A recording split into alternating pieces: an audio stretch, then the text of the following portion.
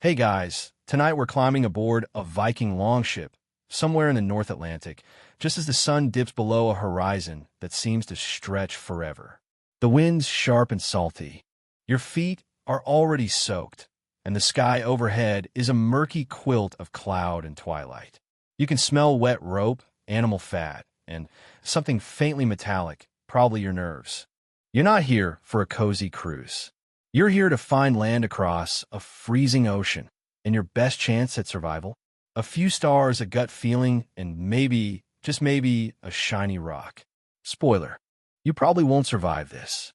So, before you get comfortable, take a moment to like the video and subscribe, but only if you genuinely enjoy what I do here.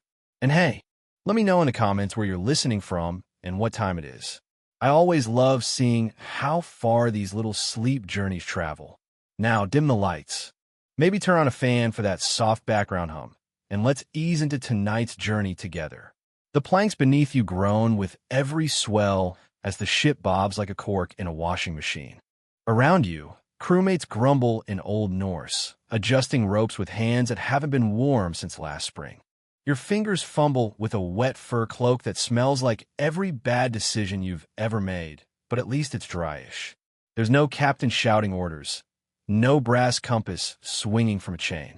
What you have is something better, at least by Viking standards. The sea, the wind, and the sky above, speckled now with the first few visible stars.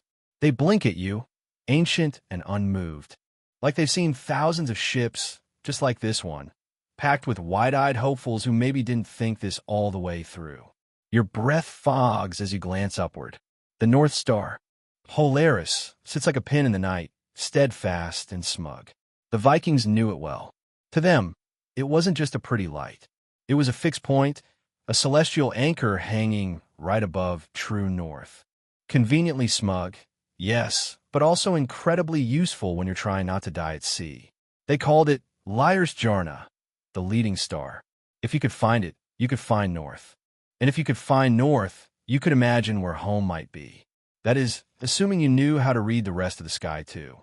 Because it wasn't just Polaris doing all the work. He had a whole supporting cast, like a group project where one kid gets the A and everyone else did the heavy lifting. Orion's belt helped with direction in winter. Cassiopeia, with her sideways W shape, gave a handy balance on the opposite side of Polaris. And the Big Dipper? That was basically Viking road signage. 2 stars in the scoop pointed right to the North Star like a glowing neon arrow. But reading stars isn't as easy as pointing and saying, that one. You had to watch the move, note their arc, learn their schedule. The sky was more clock than map, ticking quietly as your ship crawled forward. Every star rose and set in a rhythm you memorized, like lines in a song.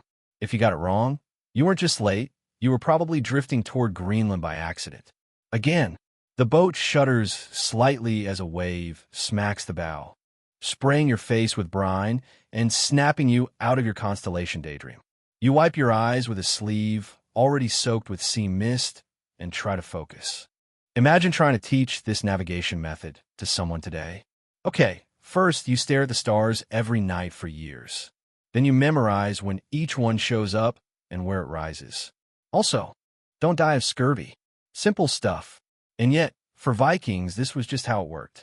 You didn't need a compass because the stars were your compass. You didn't need a map because the sea was your map, assuming you were good at reading it. Which, not to stress you out, but you better be. You shift your weight and glance at the helmsman. He's steering with a tiller, muttering something under his breath that might be a prayer or just irritation. He's not guessing, though. He's watching the sky. He knows that if he keeps Polaris just a little to port, he'll maintain a northwest course, assuming clouds don't roll in. That's the part they don't put on Viking travel brochures. Your fate depends on clear weather, a steady stomach, and remembering which way the stars move this time of year. Oh, and surprise, the constellations aren't the same in summer and winter. The Vikings had to memorize seasonal star patterns, like celestial playlists that rotated every few months. Nothing like a little added pressure when you're already wet, cold, and sailing toward a hopefully not imaginary coastline. And even if the sky was clear and you had your constellation straight, The motion of the ship didn't exactly make for a stable viewing platform. Stars danced and bounced with the swell, forcing you to adjust constantly. You learned to look for patterns in that chaos, like a seasoned gambler watching for tells. Now here's something weird. Some scholars believe Viking navigators didn't just stare at stars, they sang them. Not literally serenaded them, though that's fun to imagine. More like rhythmic chants or sagas that encode. You blink against the cold wind as it whips along the deck, sending strands of unwashed hair into your eyes and your last shred of patience into the sea. The stars above are steady, but your stomach isn't. Somewhere below deck, someone's retching again. Probably Bjorn. Poor guy brought pickled herring as his only rations. Rookie mistake. But you don't have time to sympathize. You're watching the sky, not just admiring it, reading it like a Viking would. Because if you want to stay alive out here, thousands of miles from anything resembling DoorDash, you have to understand that the heavens are more than just twinkly decoration. They're your GPS. Except your GPS is freezing cold and doesn't speak. Tonight, you're trying to track your ship's latitude. See, Vikings couldn't measure longitude. Nobody could, not reliably, until the 1700s. But latitude? That was doable, and it started with the sun and stars. You squint toward the North Star, Polaris, and measure its height above the horizon with your thumb stretched out at arm's length. Not exactly NASA-approved, but surprisingly effective when you don't have a sextant. The trick here is that the angle between Polaris and the horizon equals your latitude in the Northern Hemisphere. It's like the sky is offering you a ruler made of light. This is where the sunstone theory starts shining, literally and figuratively. There's this legendary tool mentioned in a saga. Yes, like an actual Norse epic that talks about a magical crystal that lets you locate the sun even when it's behind clouds or below the horizon. Historians still argue whether the sunstone really existed or was just Viking sci-fi. But Icelandic spar, a real, transparent crystal found in Iceland, has this bizarre ability to polarize light. When you rotate it in cloudy or twilight conditions, two light beams appear, and when they align just right, boom, that's where the sun is. You'd think this sounds like a Tumblr myth, but a few scientific experiments have actually tested it, and it kind of works. So now you're squinting at a lump of cloudy crystal and pretending you're not relying on what is essentially ancient Viking mood lighting to find your way. The idea is simple but genius. During the day, you use the sun to figure out your cardinal directions. Then you use those to maintain your course. But if the sun's hiding, break out the crystal. Theories suggest you could use it up to 40 minutes after sunset. 40 minutes may not sound like much, but when you're navigating across an ocean without landmarks, that's the difference between hitting Norway or Newfoundland. You reach into your damp leather pouch and pretend to inspect a sunstone. Though honestly, you're just holding a suspiciously shaped quartz pebble you picked up at a fjordside gift shop. Still, imagination helps. The helmsman adjusts the tiller based on your vague gestures. North-northwest. Good enough for now. You lean against the rail, letting your eyes drift up again. There's a certain rhythm to Viking navigation. It's not frantic. It's intuitive, built from years of practice. You track how stars rise at an angle, arc across the sky, and set, each one with its own celestial tempo. A good navigator could tell you the time of year, approximate latitude, and direction, all by watching a single star's behavior over the course of the night. But even the best stargazer had a supplement with earthly cues, which is where birds came in. You glance up, not at the sky, but the rigging where a small cage sways gently. Inside, a sulky raven is eyeing you like you owe it money. Because you probably do. Vikings brought ravens on voyages as primitive land detectors. Release one mid-sea. If it circles and comes back, you're still far from land. If it flies off and doesn't return, there's land nearby. Somewhere. Hopefully in the same direction as your ship. Probably. Maybe. According to saga legend, that's how Floki Vilgerarsson found Iceland. He released 3 ravens. One flew back to the Faroes. One circled. One flew northwest and vanished. He followed it. Land ho. Of course, Some historians wonder if these stories were slightly romanticized, or, totally made up by Floki to sound more dramatic at parties. Oh yeah, I just followed a bird into the icy unknown. NBD, you look again at the horizon, where the sea meets the stars in a gentle, dizzying blur. It's easy to imagine how someone could start hallucinating here. The sky looks like it's dripping into the sea, or maybe the sea's climbing upward. Nothing feels solid, and yet, everything is exactly where it's supposed to be. Your crewmate beside you, probably named Thor something, is snoring while standing, which you both envy and resent. But then he stirs, opens one eye, and mutters something that loosely translates to "watch the clouds."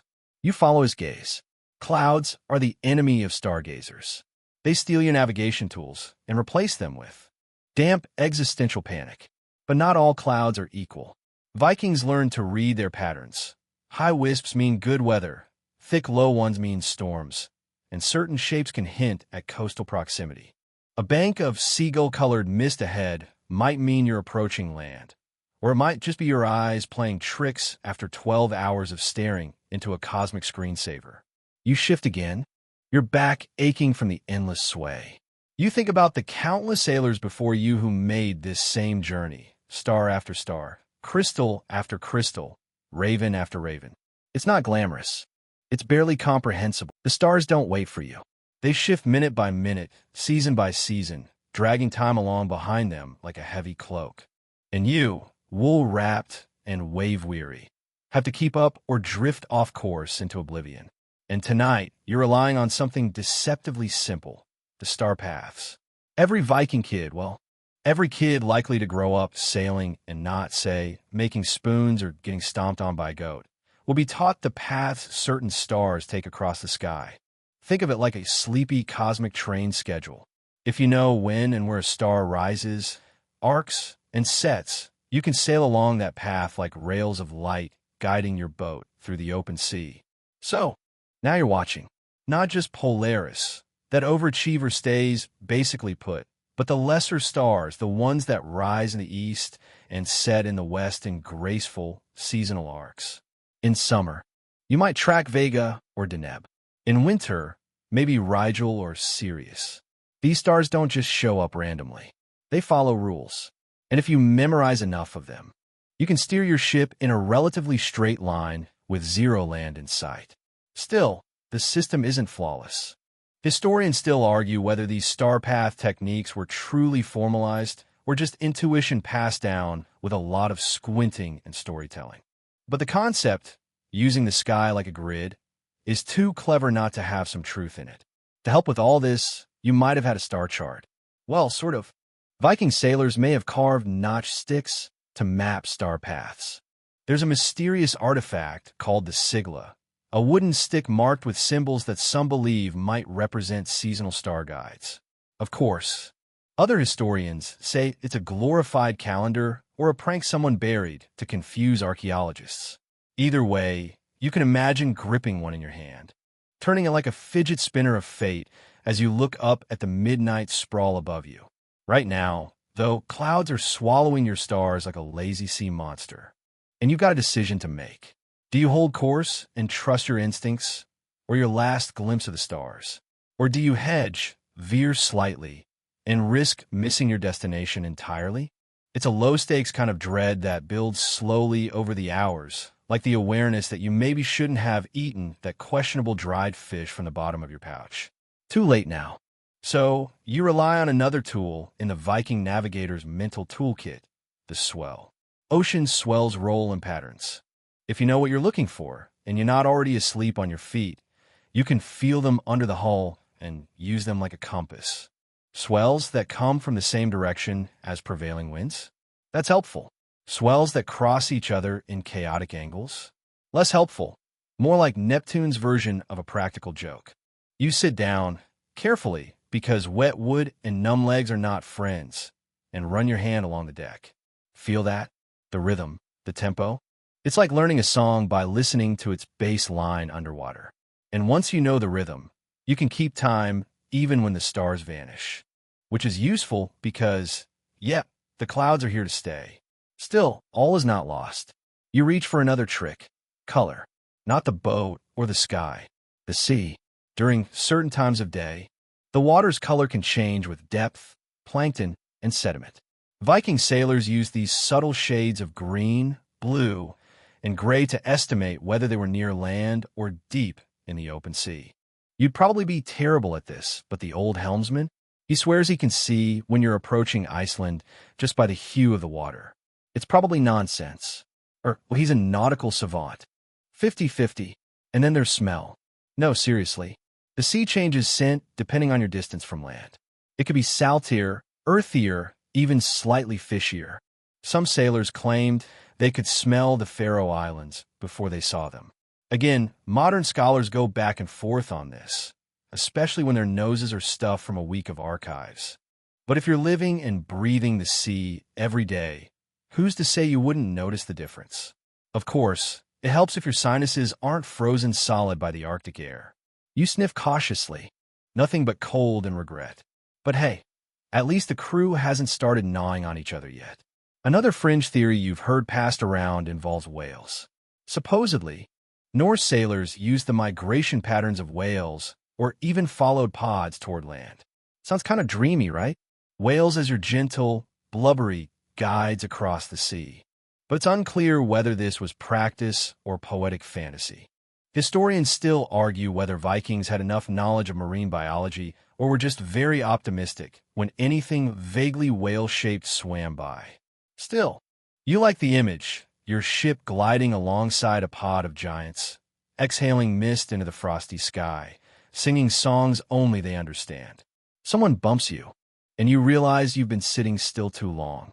Your legs complain as you stand. You peer ahead, trying to guess distance by the feel of the cold. The Norse believed fog close to the water might indicate proximity to land. You'd believe just about anything at this point, including that the raven, now glaring at you, knows more than you do. Now comes the real test time. You estimate your speed, measure it against the stars, when you can, the sun's path, when it's not hiding, the swell, when it behaves, and adjust every... You blink into the darkness, eyes adjusting slowly. The stars above are scattered like forgotten jewelry across a velvet cloth. And somewhere between that stubborn patch of Orion and the faint smear of the Milky Way, you're searching, not for beauty, but for bearing. Tonight, you're aiming for Norway's northern coast. At least, you hope so. The sky's been generous, the wind cooperative, and no one's thrown up in the last hour, which is always a morale booster. Still, you glance over the edge and double-check. No land yet, just the same endless undulating black. A sea that stretches so wide, it sometimes feels like you've accidentally slipped off the map of the world. You glance back at the stars. They become your old friends now. Not the flashy kind, the quiet, reliable ones. Polaris, of course, is your anchor. It doesn't move much, which in this life is practically a miracle. You keep it hovering just above the prow's right corner, steady as a lighthouse stitched into the sky. If it creeps too far left, you're drifting west. Too far right, east.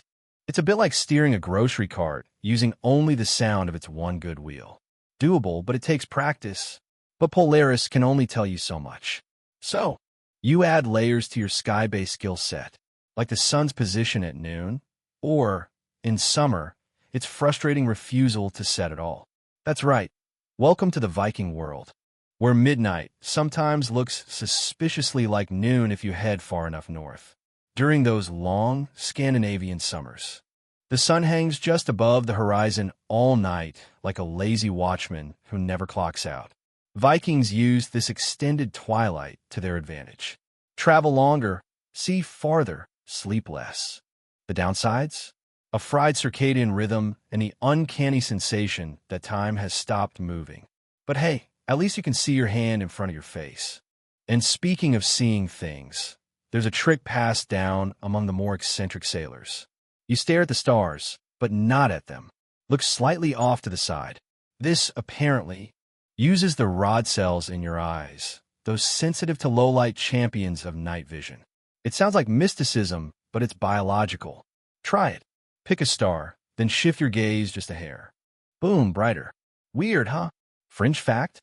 Some say the Vikings used this technique deliberately, especially when trying to spot faint stars low on the horizon. Others argue it was just something they noticed and shrugged at. Historians still argue whether they formalized it or just chalked it up to eyes being weird. The man next to you sneezes violently and mutters a curse against the cold. You offer him your cloak, or rather, you pretend to. Sharing cloaks on a Viking ship is a level of friendship most people never reach. But the gesture earns a grunt of camaraderie, which is as close to a thank you as it gets out here. Now, you pull out something small and strange, a shadow stick. Don't laugh. This is high-tech for the time. It's a flat disc with a small upright pin in the center, like a minimalist sundial.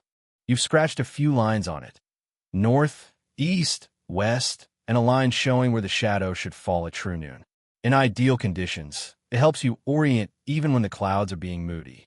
There's debate, of course, about whether Viking sailors really used such tools or whether later Norse storytellers got a bit generous with their tech tree. But something like it probably existed. Simple, portable, and very Viking. Now let's talk about mental maps. You're not sailing blindly across the sea, trusting fate and sea monsters. In your head, you've built a map of distances, not miles or kilometers, but days. You don't say Iceland is 500 miles west. You say it's 5 days by good wind. It's not imprecise. It's practical. You account for current, sail size, and mood of the gods, and you just know, with your bones and blood, what 5 days should feel like. Except when it doesn't. Sometimes a journey feels longer. The wind drops. The food spoils. Someone breaks a tooth on salt-hardened bread. And suddenly, your mental map starts unraveling like wet rope. You glance at the stars more often. Double-check the feel of the swell. Watch the crew for signs of unease. It's like babysitting a floating anxiety factory. But then there are the clear nights, the kind that feel like the universe is actually rooting for you. When the stars burn bright and steady, and the Milky Way spills across the sky like powdered silver. On those nights, you steer almost without thinking.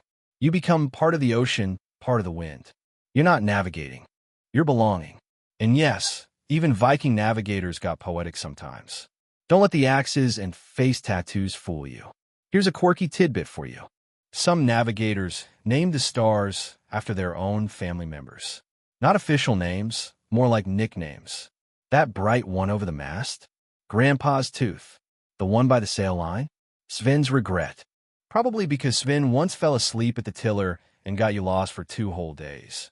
Never forget, Sven. Those names became part of oral tradition. Passed down, mutated, laughed over by new crews who had no idea who Sven even was. But still, they looked up, whispered the name, and kept sailing straight. Of course, there's always the celestial wild card. Aurora Borealis. You've seen it once. Rippling green. The sea turns silk smooth as dawn begins its long, slow yawn behind you. That deep, midnight blue has started to gray around the edges, like someone smudged a charcoal sketch of the sky. It's the hour when your fingers are stiffest, your eyes most reluctant, and your stomach not so subtly, reminding you that smoked fish isn't a breakfast food. No matter how many times you try to believe otherwise, you're still watching the sky, but now the stars are starting to vanish, one by one, slipping out of sight like shy guests at a party winding down. Polaris holds on the longest, clinging just above the horizon as the heavens fade into the softer hues of morning. You'll need to give a proper goodbye soon, but not quite yet. As you squint into the pale light, someone hands you a chunk of dried bread. You break it with your teeth, or try to. It's basically edible masonry. But calories are calories, and you chew dutifully, like someone trying to gnaw wisdom out of a tree branch. You're not sailing blind now. The sky may be losing its map, but the sea has started whispering its own directions. The wind, the waves, even the smell in the air, yes, smell, begin to hint that land is near.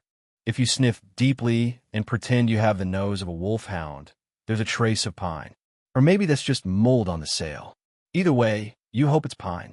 Vikings didn't rely on the stars alone.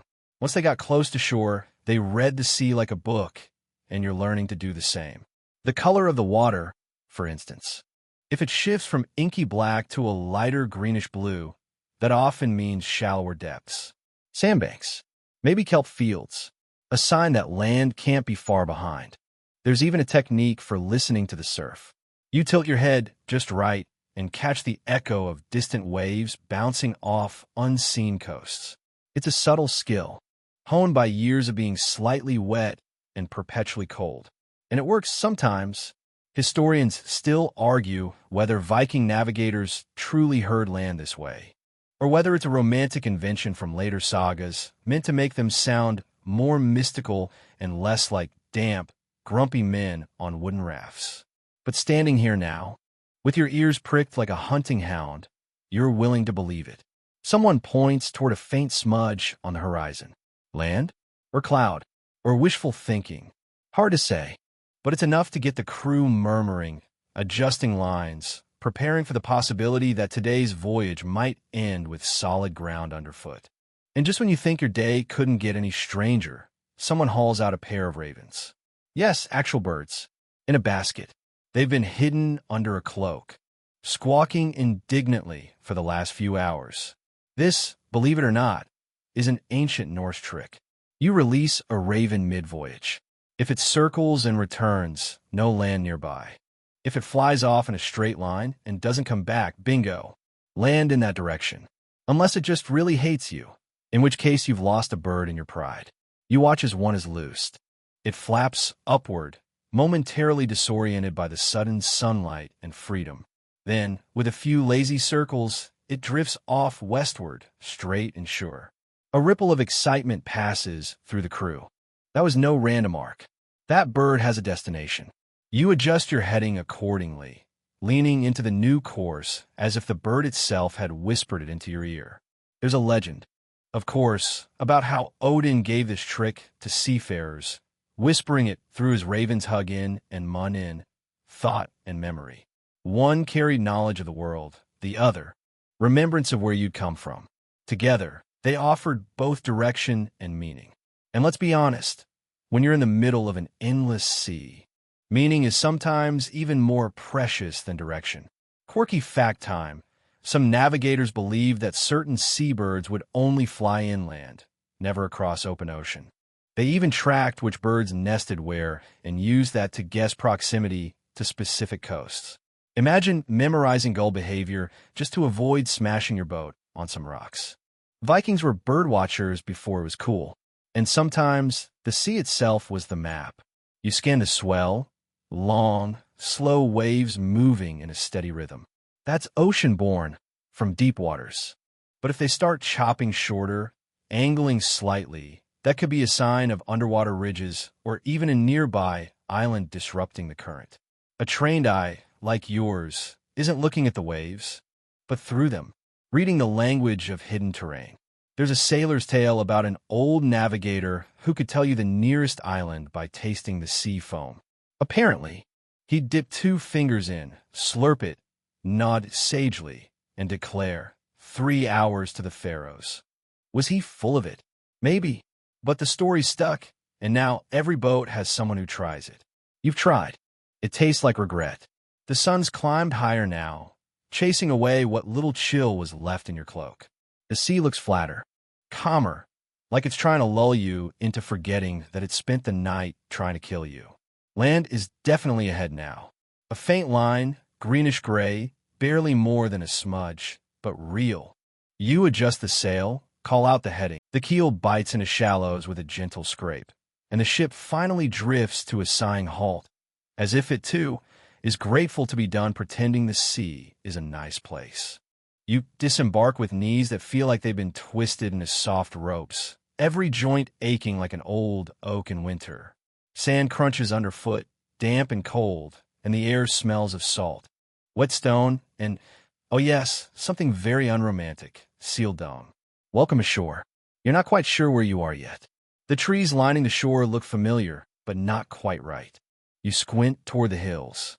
No smoke from hearths, no sound of hammers or sheep. Either this is a deserted outpost or it's a place that really doesn't want to be found. You take a few careful steps forward, cloak dragging slightly behind you, still damp from sea mist and a very poorly timed rogue wave. This is where Viking navigation took on a different flavor. Once landfall was made, especially in unfamiliar territory, the game shifted from reading the stars and waves to decoding the land. You check the coastline, curves, coves, inlets.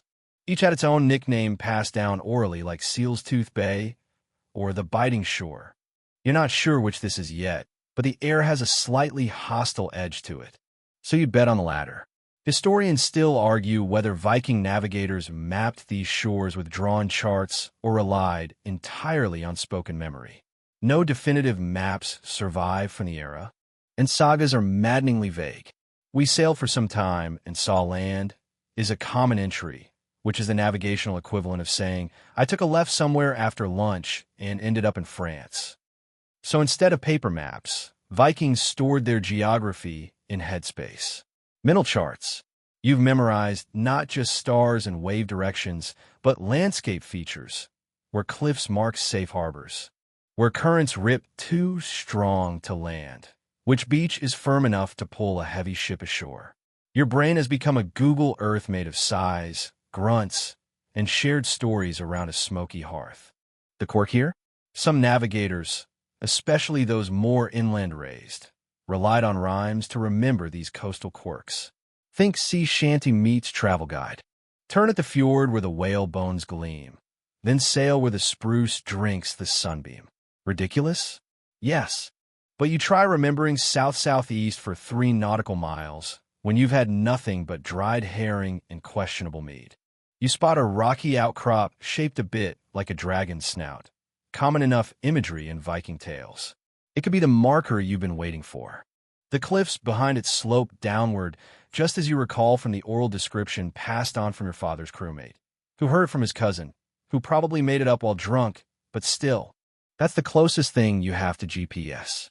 Now comes a less glamorous part of the journey, climbing up the slope for a better view. You grunt, dig your boots into the soft earth, and haul yourself upward. Each step rewards you with more of the land. Rolling hills, scattered trees, a distant sparkle that might be fresh water. Your lungs burn. Your thighs hate you. But when you reach the top and look out across the land you've crossed weeks to find, it's hard not to feel something primal awaken in your chest.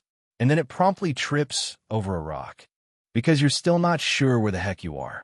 But wait, off to the west, there's a stone structure, low and square, half buried in moss. Not quite a settlement, but a sign someone's been here. You mark its direction, mentally tuck it beside the dragon snout outcrop and the curve of the cove. You're beginning to build a map, not with ink, but with muscle memory and repeated glances. Someone behind you yells that the cook found a flat spot to start a fire. Smoke begins to curl up lazily behind you, drawing a line of gray into the pale blue sky. That, too, becomes a marker, a human presence, a reference point, even if the only thing being referenced is where someone managed to slightly burn some fish. There's a strange comfort in this method. Navigation isn't something separate from your body. It is your body, your memory, your muscles, even your blisters. You walk back down toward the shore, where the others have begun dragging provisions inland, laughing as they stumble over the roots of unfamiliar trees. You point them toward the gentler path without thinking, and someone raises an eyebrow. "Been here before?" they ask. You shrug. Not exactly, but the land is already sinking into your bones. This place doesn't have a name yet, not to you, but soon it will. Maybe Seal's Revenge, after the incredibly hostile colony you discovered 10 minutes later, or Whale Kettle Bay, after the way the waves echo eerily against the rocks like something boiling. Vikings had a flair for poetic danger. One sailor swears he saw a ghost. Another insists it was just a seabird. A third quietly eats half a boiled turnip and says nothing, which is probably the sanest response. You ask. Morning sneaks in with a damp breath and a chorus of creaking knees. You sit up slowly, cloak wrapped around your shoulders like a wet loaf of bread, and blink against the pale light sliding between the trees. Someone has already poked at the fire and is roasting something that smells vaguely of seagull and ambition. The others rouse one by one, yawning and stretching, some scratching at old bug bites, others looking nervously to the east where clouds gather like a band of moody poets. You're not sailing just yet.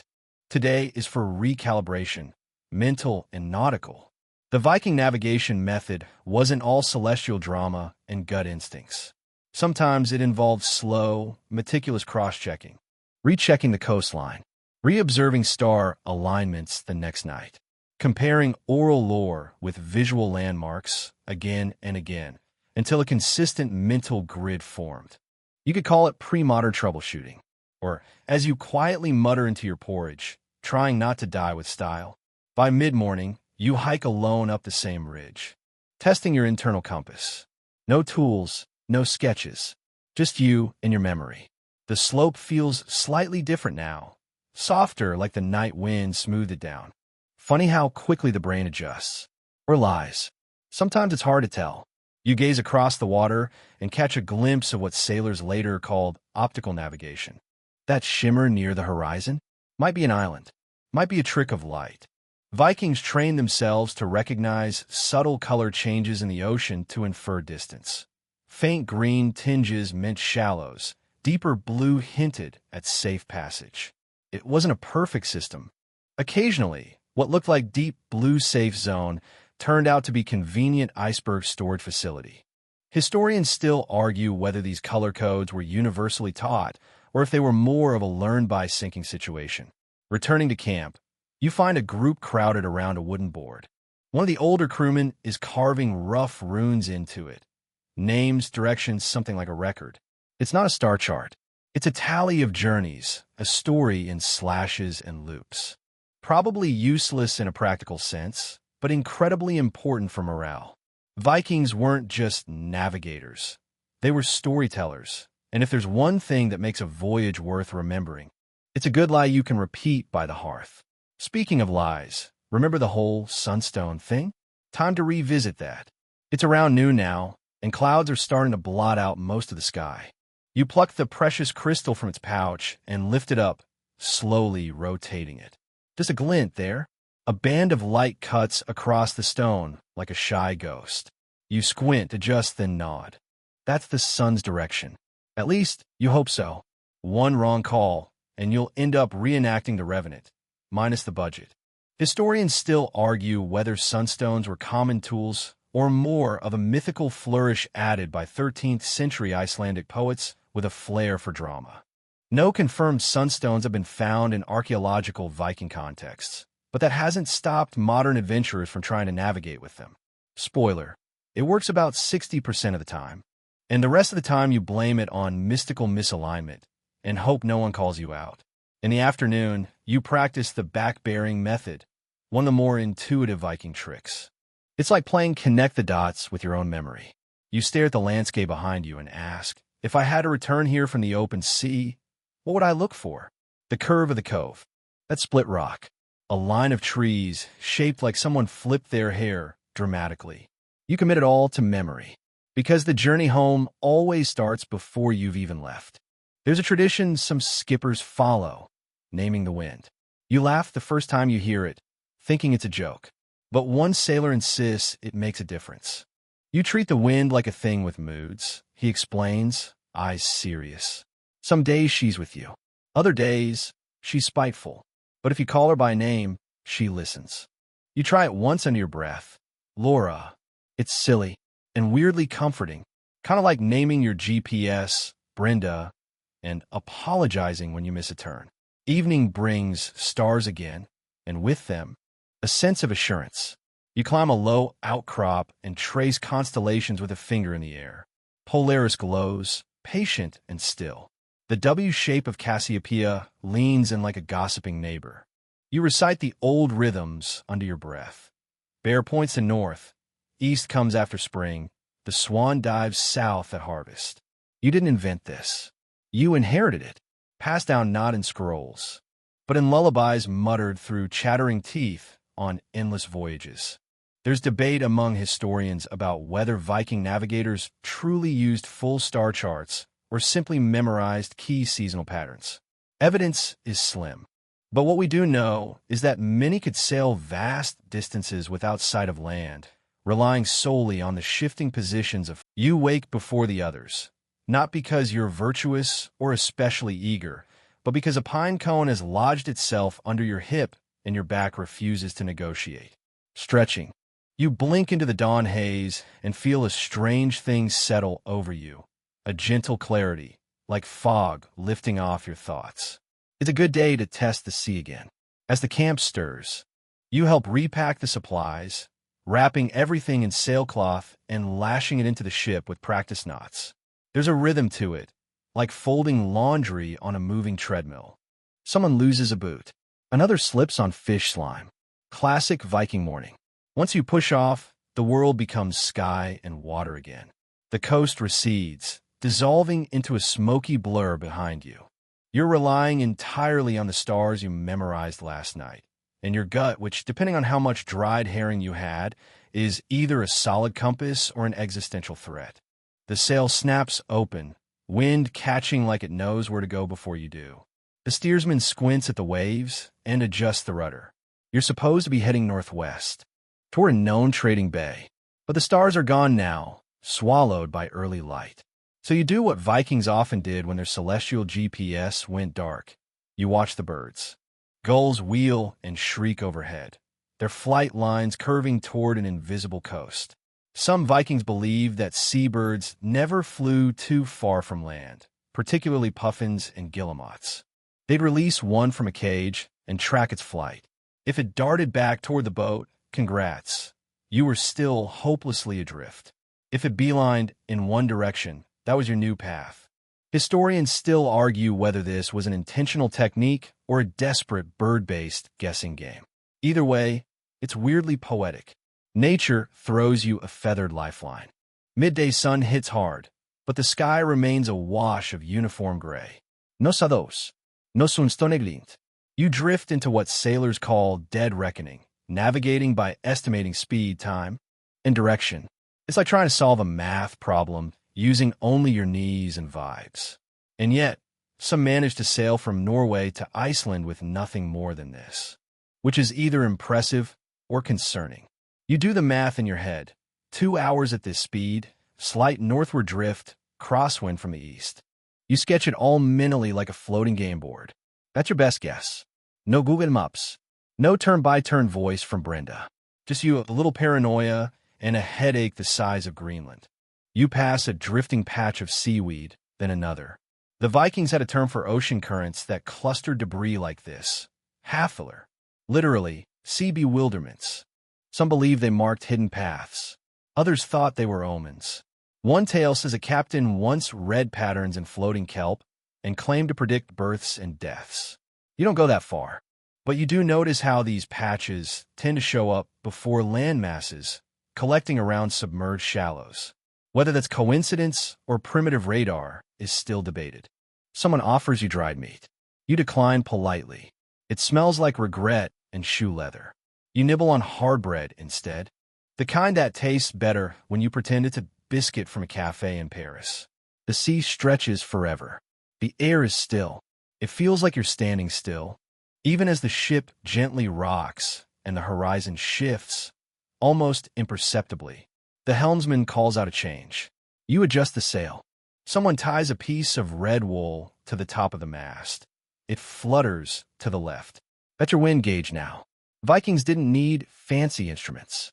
They read the ship like a body. Every creak, every tilt meant something. Even the birds quiet down.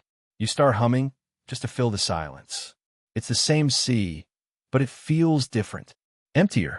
Then you smell it. A faint hint of soil. Earth. It's not wishful thinking. Vikings train their noses, too. Land carries scent, especially in the damp air before rain. You lean forward, staring into the nothingness. And then, slowly, the shape begins to form. A smear of gray against the lighter gray sky. Land. The excitement is quiet. No cheers, no dramatic music. Just a ripple of satisfaction. You're close. Historians still argue whether Vikings had a formal training system for navigation or learned mostly through experience. What's clear is that the knowledge passed down worked, even with no clocks, no compasses, and half their diet consisting of things they probably shouldn't eat. They reached Iceland, Greenland, even North America. As you approach shore, the crew scans for landmarks. A jagged cliff, a crescent beach, the kind of thing you'd expect on a fantasy map. Except this one smells like dead fish and brine. You shift the sail, angle the boat, and slide into the bay with a splash and a crunch. Success. The landing is unceremonious. Your boots hit the pebbled shore with a squish. Someone immediately slips and lands in a puddle. Welcome to your destination. You stretch, legs wobbly from hours at sea. The beach is quiet. No signs of life. Just wind and water and the occasional crab scuttling like it's late for an appointment. The crew unpacks quickly. This isn't a permanent stop, just a waypoint. A place to reset, restock, maybe trade.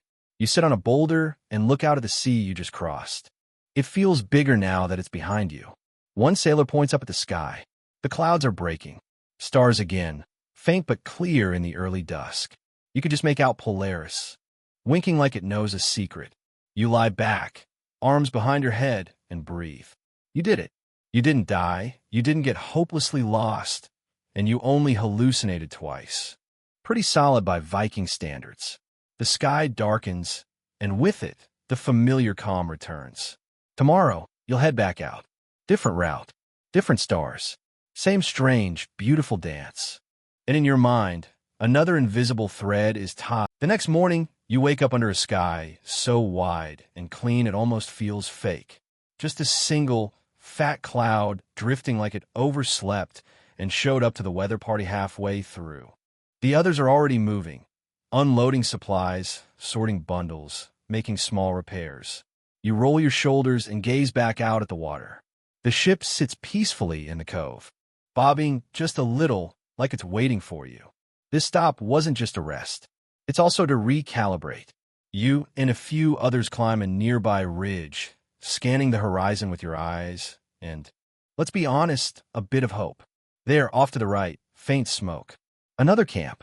Maybe traders, maybe another crew, maybe a hermit with strong opinions on fermented shark.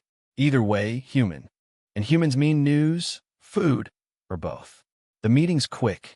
Turns out, it's a small outpost, part fishing, part watch point. They offer you dried cod and stories, and in return, you share your own tales. How many nights you've been out, what skies you've seen, which stars have shifted. This is one of the quiet tricks of Viking navigation. Networking. A decentralized weather and route forecast built out of memory, gossip, and sharp eyes. Historians still debate whether Viking voyagers had standardized map-making. Some say they used carved wooden sailing sticks, with notches marking travel days between ports. Others insist it was all oral, memory palaces in the minds of seasoned skippers. Either way, what you're building now is part of that strange cartographic tradition, trading not just goods but orientation. You return to the boat with new directions. Not a map. Not exactly. More like a series of rhythms.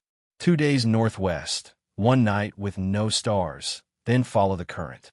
It's cryptic, but it works. You've seen it work. So you sail again. This time, the sea is different, not calmer, but kinder. There's a confidence that comes from not being completely lost, even if not lost is defined by the absence of sheer panic. At nightfall, the sky is clear again. You lean against the railing, watching constellations blink into place. There's Polaris, your dependable fixed point. But your eyes drift instead to something subtler, Ursa Major, the Big Bear. It's not just pretty, it tells you which way the North Star is hiding, even when clouds obscure it. Like a cosmic friend pointing toward home. A crewmate joins you, muttering about the whale road. That's what the old poems called the sea. The kenning has stuck. You start to see it too, how the waves form ridges like a massive creature's back, how the spray mimics breath. The Viking mind saw metaphor in everything, and navigation wasn't exempt. The sea wasn't just a place, it was a living being you had to read. And so you do. You notice patterns in the waves. Not just direction, but the way they curve, the way they reflect moonlight. Vikings believed swells could tell you about approaching land, hidden shoals, or the ghost of a distant island. Some called it land sight, others just called it luck.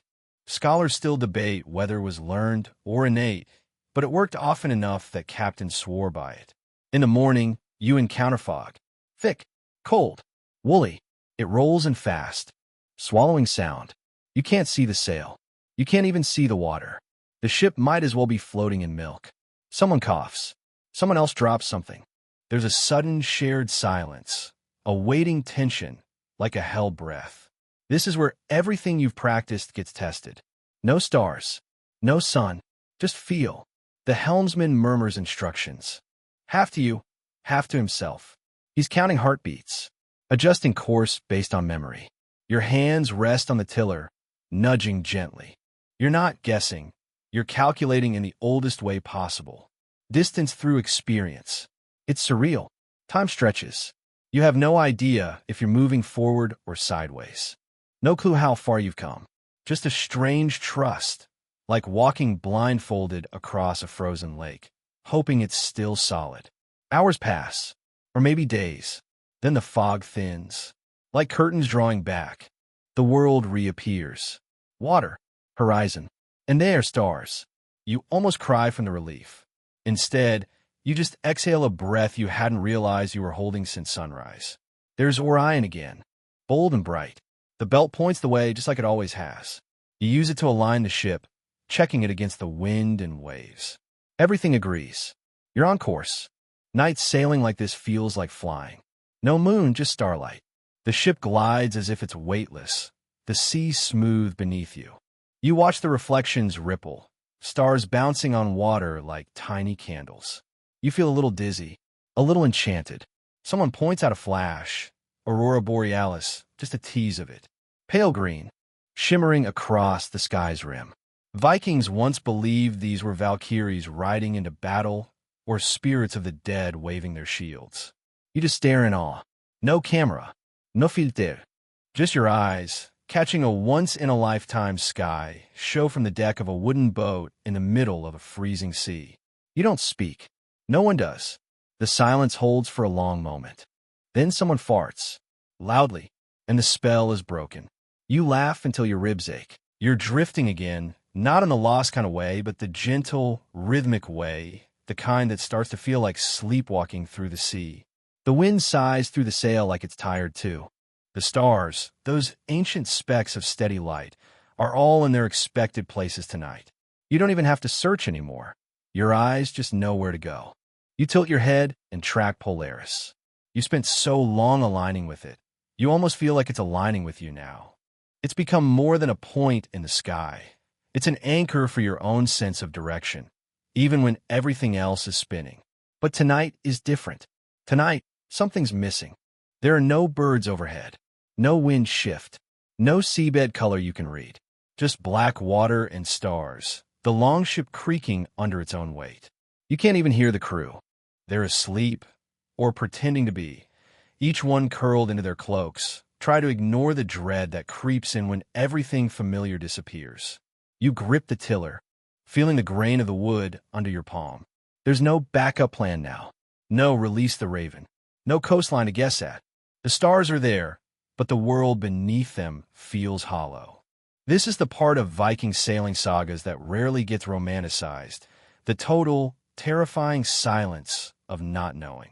You try to recall the sea routes passed down to you, the days it should take, the direction of the swell, the rising and setting points of last night's stars.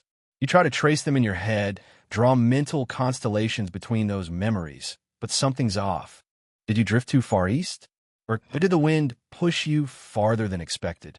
You scan the sky for confirmation, and find none. Historians still argue whether Vikings ever truly got lost, or whether they simply shifted destinations when things went sideways. There's no word in Old Norse that means exactly what we mean by lost. There's far AF laid, to go off the course. But even that has a strange confidence to it, like, sure, we're off course, but only for now. You try to channel that. A little misplaced confidence. A little Norse bravado. If the stars can't help you, you'll help yourself. You steady the tiller, adjust the sail slightly. Not too much, just a nudge, like tapping your shoulder to remind yourself which way to lean. You watch the angle of the mast, the pressure on the ropes, the curve of the waves. The ship talks to you in groans and snaps. You just have to listen. In the dark, you hum a low tune, one of the old ones, the kind of melody that doesn't have a clear beginning or end. It's a lullaby, sort of, but also a map. Vikings passed down navigational knowledge through song, rhythmic guides tied to memory. A certain phrase might cue a turn. A beat change might signal a point where you adjust for the summer current. It sounds far-fetched, but when you're steering by the sky and your thoughts, anything becomes a tool. You keep humming. Then, almost imperceptibly, you feel the wind shift. Not a big gust, not a storm, just a tug, like someone brushing your shoulder. You tilt your face to it and nod. You adjust again, and this time it feels right. A crewmate stirs beside you. He blinks into the sky and mutters, "Are we still off